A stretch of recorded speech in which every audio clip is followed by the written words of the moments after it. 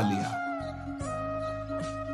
अब वास्तविक सुख क्या है, चरम सुख क्या है, हमारी आंतरिक मांग क्या है, ये हम नहीं जान पा रहे। बस सामने दृश्य को देखा और टूट पड़े, सुख भोग लेंगे, हम सुखी हो जाएंगे। ये भ्रम है। तुम किसी प्रकृति जनित रचना से कभी सुखी नहीं हो सकते, क्योंकि तुम परमात्मा अंश हो। तुम अपने अंशी की खोज कर रहे हो। भ्रम से तुम नाना प्रकार के दृश्य पदार्थों में, परिवर्तनशील नाशवान पदार्थों में अपनी मांग पूरी करना चाहते हो। नहीं हो सकती।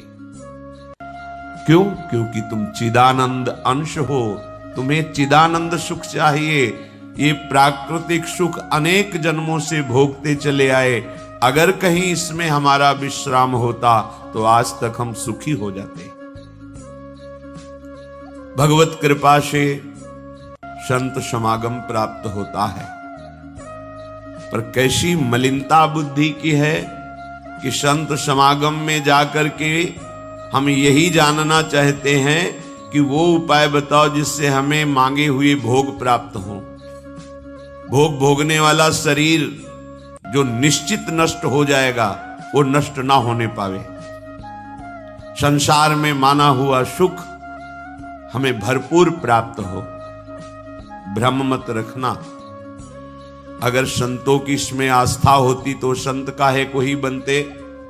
जिनमें उनकी आस्था नहीं है वो तुम्हें कैसे दे सकते हैं। एक अंधा कुएं में गिरने जा रहा हो तो कोई नेत्र वाला उसको कैसे ढकेल सकता है, कैसे जाने दे सकता है। ऐसे ही हम ज्ञान नेत्रों से अंधे हैं, इसलिए हम इस भवकूप में नाना प्रकार के सुख की लालसा से कूदने जा रहे हैं या कूद चुके हैं। संतों का समागम बचाने के लिए होता है, फंसाने के लिए नहीं होता। लोग पूछते हैं कि संतों का क्या चमत्कार है, दिखाओ अपना चमत्कार।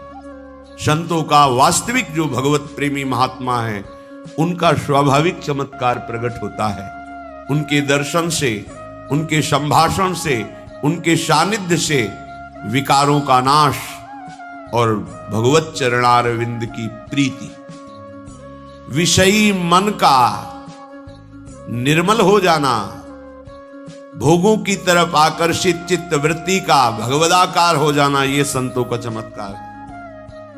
तुम्हारा कोई रोग ठीक हो जाए, कोई भोग मिल जाए, कोई परिस्थिति सुधर जाए, इसे संतों का चमत्कार मत समझना। ये प्रारब्ध भोग, सुख और दुख, पुण्य और पाप से प्रकट होते हैं। इसमें किसी का प्रभाव काम नहीं करेगा। अगर ऐसा होता तो संतों के शरीर में कभी कष्ट ही ना होता। भ्रम में मत फंसो। भ्रम में मत फंसो कि कोई संत तुम्हारे शरीर को अजर अमर बना देगा, तुम्हें भोगों की बाहुल्यता मिल जाएगी। व्यर्थ में भाग दौड़ बंद करो। हां, वास्तविक तुम यदि महासुख को चाहते हो और मृत्यु के भय से बचना चाहते हो तो एकमात्र रास्ता है प्रभु श्री हरि के चरणों का आश्रय ले लो। हरि स्मृति सर्व विपद विमोक्षणम। भगवान का भजन, भगवान की स्मृति निश्चित तुम्हें समस्त दुखों से बचा लेगी। भगवान की शरणागति, समुझ जे आए शरण ते डरत ना काल डर। मृत्यु क्या चीज है? पर प्रभु के नाम जपने में रुचि नहीं, प्रभु की चरण दासता में भावना नहीं, तो तुम सोचते हो कुछ चंद रुपए और कुछ फल पुष्प आदि दे करके हम रोग रहित तो हो जाएं, शोक रहित तो हो जाएं। भूल मत करना। अगर शोक रहित होना है, रोग रहित होना है, तो एकमात्र उपाय है कृष्णाय वासुदेवाय हरे परमात्मने प्रणत क्लेश नाशाय गोविंदाय नमो नमः। गोविंद को नमस्कार करो और जिह्वा से पुकारो कृष्ण कृष्ण गोविंद गोविंद, राधा राधा राधा। निश्चित जन्म जन्म के अशुभ नष्ट हो जाएंगे। आप स्वयं परम सुखी हो जाएंगे, शरीर राग नष्ट हो जाएगा, ऐसा अद्भुत सुख मिलेगा, कृतकृत्य हो जाओगे। पर अब इस मार्ग में चलने के लिए जब कदम रखोगे तो असत वृत्तियों का त्याग करना होगा। यही सब फेल हो जाते हैं। वो ऐसा शॉर्टकट ढूंढते हैं कि कुछ हम कमाए हुए पापाचरण से चंद रुपए आपको दे दें, आप हमें संभाल लेना, भूल मत करना। कभी ऐसा नहीं हो सकता। नाली के पानी से हाथ धोने से कभी हाथ पवित्र और निर्मल नहीं होते। ऐसे मलिन आचरण करके कमाए हुए धन से कभी तुम्हें पवित्रता प्राप्त नहीं हो सकती। ये सब नाटकबाजी मन की है। वहां चलो तुम्हारा सुधर जाएगा, कुछ नहीं सुधरेगा जब तक तुम सुधारना नहीं चाहोगे। तुम सुधारो अपने आप को। किसी का आशीर्वाद कोई काम नहीं करेगा जब तक तुम अपने आचरण नहीं सुधारोगे। तुम खाओ मांस, पियो मदिरा, करो व्यभिचार, नाना प्रकार की हिंसात्मक वृत्ति, तुम्हें भगवान भी नहीं माफ करेंगे, चाहे जहां भाग के चले जाओ। अधर्मा आचरण करने वाले को भगवान कहते हैं मैं साक्षात काल रूप से दंड देता हूं। शरणागत होकर नियम के अनुसार चलोगे तो भगवान तुम्हें दुलार करेंगे मां की तरह। यह सिद्धांत है। नाटकबाजी में फंसो तो फंसो, सिद्धांत से चलोगे तो कभी धोखा नहीं खाओगे, आनंद में मगन रहोगे। पर सिद्धांत में चलने के लिए असत त्याग करना होता है, इसीलिए सब फेल हो जाते हैं। कोई बिरला गुरु कृपा पात्र ही कदम आगे बढ़ाता है। ये भीड़ भागम दौड़ केवल वासनाओं की पूर्ति के लिए तो भ्रम में मत रहना। किसी का आशीर्वाद, किसी की कृपा तुम्हें वासनाओं से नहीं बचा सकती। एकमात्र उपासना ही वासना से बचा सकती है। और उपासना तुम करने के लिए जब तैयार होगे तो ये गंदी बातें, गंदे आचरण ये आपको त्यागना होगा। बस यही तुम्हारी गाड़ी फेल हो जाती। ये हम नहीं त्याग सकते तो फिर तुम्हें कोई बचा भी नहीं सकता। लिख लो, अपने दिमाग में लिख लो, अगर बचना है तो एकमात्र मामे ए प्रपद्यन्ते माया में ताम तरंते। जितना भी समझाओ ये पागलपन छोड़ते ही नहीं। बस कोई जंतु ऐसा हो, कोई भस्म ऐसी हो, बस हम नाटक में रिझना चाहते हैं। अरे प्यारे, यदि वो तुम्हें सुखी कर सकता है तो वो खुद क्यों सुखी नहीं हो जाता? तुम नहीं सोच पा रहे हो? पागल हो तुम? यदि वो तुम्हें रोग रहित कर सकता है तो खुद क्यों नहीं रोग रहित हो जाता? यदि वो तुम्हारे को चमत्कार दिखा सकता है तो अपने को चमत्कार दिखाकर प्रभु का साक्षात्कार क्यों नहीं कर लेता? पागल बन रहे हो। सिद्धांत को समझो। तब लगी कुशल न जीव कहूं, सपने हूं मन विश्राम। जब लग भजत न राम कहूं, शोक धाम तज काम। जब तक शोकों का खजाना एक कामनाएं, इन कामनाओं को प्रभु के चरणों में समर्पित करके भजन नहीं करोगे, स्वप्न में भी सुख नहीं मिलेगा। जागृत की बात जाने दो। जो चाहत है नित्य सुख, अरु मन को विश्राम। यही सब चाहते हैं। दुख का मुंह न देखना पड़े, मन हमारा प्रसन्न रहे, शांत रहे, कोई कामना हमें जलाए ना। हां, है मार्ग। हित ध्रुव हित सो भजत रहो, पल पल श्यामा श्याम श्यामा श्याम श्यामा श्याम। अब ये करना नहीं तुम्हें, भजन करना नहीं, पवित्रता से रहना नहीं, आचरण सुधारने नहीं, मनमानी आचरण करना है तो भगवान तुम्हारे हृदय में भी बैठे, कुछ नहीं कर पा रहे। देख लो ना, सबके हृदय अछत विकारी, सकल जीव जग दीन दुखारी। सबके हृदय में अखंड आनंद परमात्मा विराजमान है, लेकिन सब दुखी हैं, सब क्लेशित हैं, अशांत हैं। क्यों? तहां बेदस कारण राखा, भजन प्रभाव संत श्रुति भाखा। भजन नहीं कर रहे हो इसलिए। भजन के बिना कुछ नहीं हो सकता। मान लो हमारी बात, कहीं भागने की जरूरत नहीं। राधा राधा राधा सब ठीक कर देंगी लाडली जो बड़ी करुणामयी है। यदि आप भजन नहीं करोगे तो वारी मथे घृत होए बरु सिकता ते बरु तेल, बिनु हरि भजन न भवतरी या सिद्धांत अपेल। इसे कोई काट नहीं सकता, अपेल सिद्धांत है।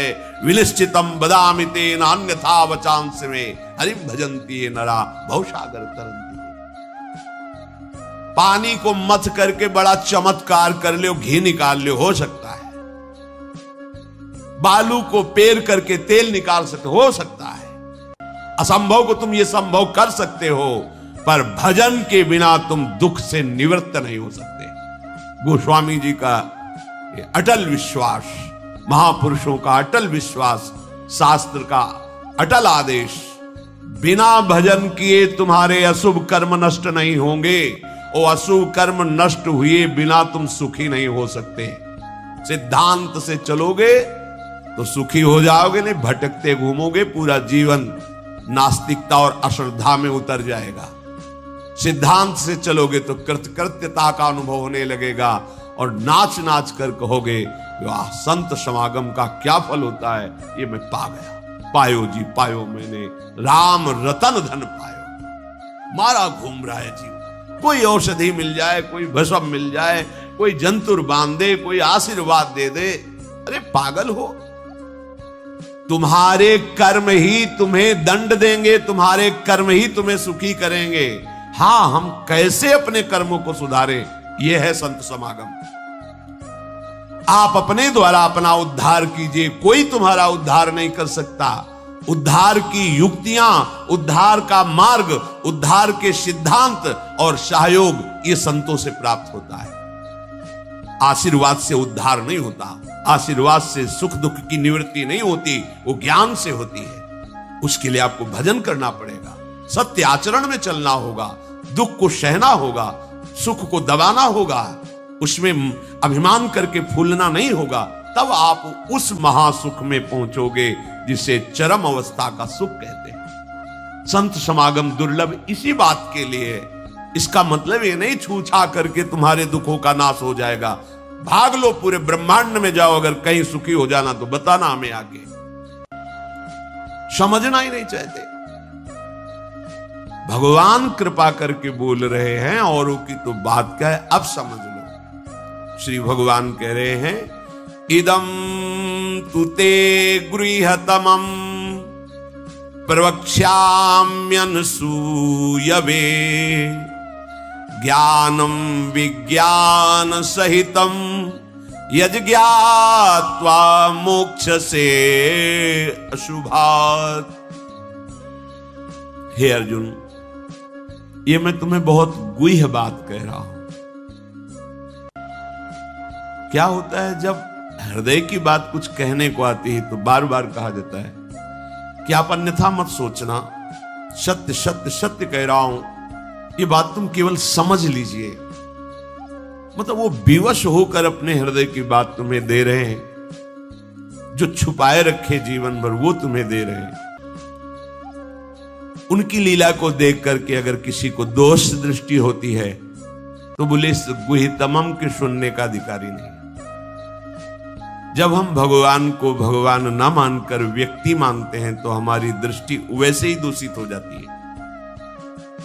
वैसे केवल भगवान की ही लीला हो रही है, पर हमारी दृष्टि दूषित होने के कारण हमें व्यक्ति दिखाई देता है, स्त्री पुरुष दिखाई देते हैं, गुणात्मा महात्मा दोषात्मा ऐसा सब भेद नजर आता है। पर यहां जो भगवान कह रहे हैं कि जो मेरे पर दोष दृष्टि ना रखता हो, अरे बड़े बड़े परमहंसों का जहां प्रवेश नहीं वो भगवान का रास है। जहां ज्ञान समुद्र भगवान शिव भी प्रवेश पाने के लिए ललचाए और भगवान श्री कृष्ण की मंद मुस्कान से गोपी स्वरूप होकर प्रवेश पाए। बोलो ज्ञान समुद्र भगवान शिव जिस रास रस के लिए ललचाए, वो रास रस प्राकृतिक स्त्री पुरुष का मिलन हो सकता है क्या? पर अनाधिकारी के तो क्या उपहास, ऐसा कह तो इसलिए भगवान यह कह रहे हैं कि जो अनुसूयवे प्रवक्ष्याम अनुसूयवे, जो मेरे से दोष दृष्टि नहीं रखता। अब आप केवल मेरे ही आज्ञा का पालन करेंगे, मैं जैसा कहूंगा उससे एक कदम पीछे नहीं हटेंगे। हो भाग्य, कितनी कृपा।